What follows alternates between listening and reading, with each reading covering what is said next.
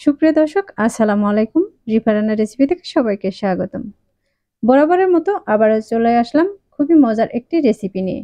আজকের পর্বে তৈরি করে দেখাবো তান্দুরি ফ্রেশ ফ্রাই রেসিপি। যে কোনো মাছ এভাবে ফ্রাই করলে দেখবেন এটা খেতে কিন্তু খুবই ভালো লাগবে। বুঝতেই পারবেন না যে এটা কি মাছ খাচ্ছেন। যে কখনো তেলাপিয়া মাছ পছন্দ করে না সেও কিন্তু অনায়াসে খেয়ে নেবে। আশা করছি আমার আজকের রেসিপি আপনাদের কাছে খুবই ভালো লাগবে আর সহজে লাগবে। রেসিপি ভালো লাগলে লাইক শেয়ার কমেন্ট করার অনুরোধ রইল। এবার চলে যাচ্ছি মূল রেসিপিতে। আজকের এই তান্দুরি ফিশ ফ্রাই তৈরি করার জন্য আমি এখানে কিন্তু বড় সাইজের একটি তেলাপিয়া মাছকে লবণ আর লেবু রস দিয়ে খুব ভালোভাবে পরিষ্কার করে ধুয়ে নিয়েছি। এখন এগুলো ম্যাগনেটের জন্য দিয়ে দিচ্ছি হাফ চা চামচ লবণ, হাফ চা চামচ ধনিয়া গুঁড়া আর দিয়ে দিচ্ছি হাফ চা চামচ হলুদের গুঁড়া। এখন এর মাঝে দিয়ে দিচ্ছি 1 চামচের মতো লাল মরিচের গুঁড়া।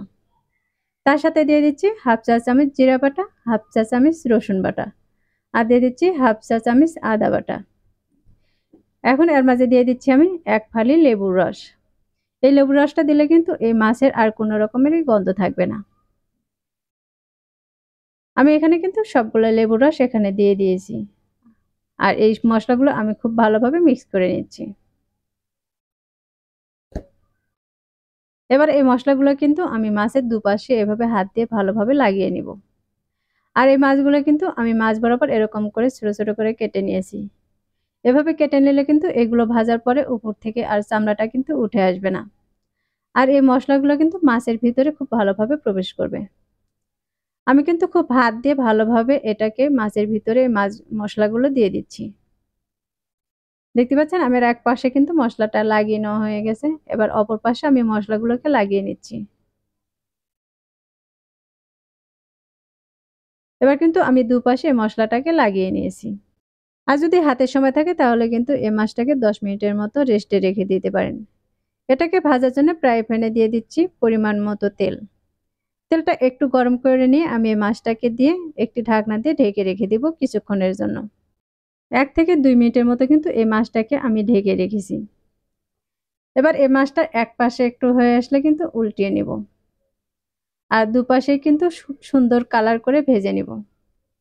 এই মাছটা কিন্তু সাইজে একটু বড়, এজন্য কিন্তু এই মাছটাকে ঢাকনা দিয়ে ঢেকেই সেদ্ধ করে নিতে হবে।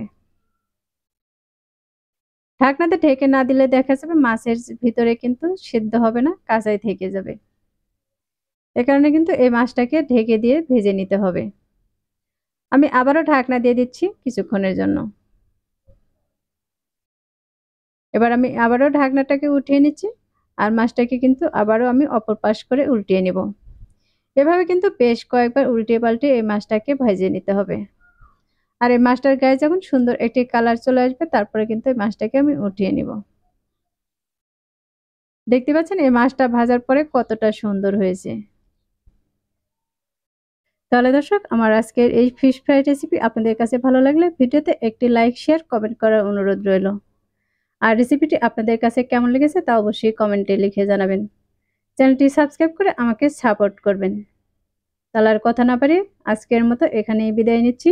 আল্লাহ হাফেজ।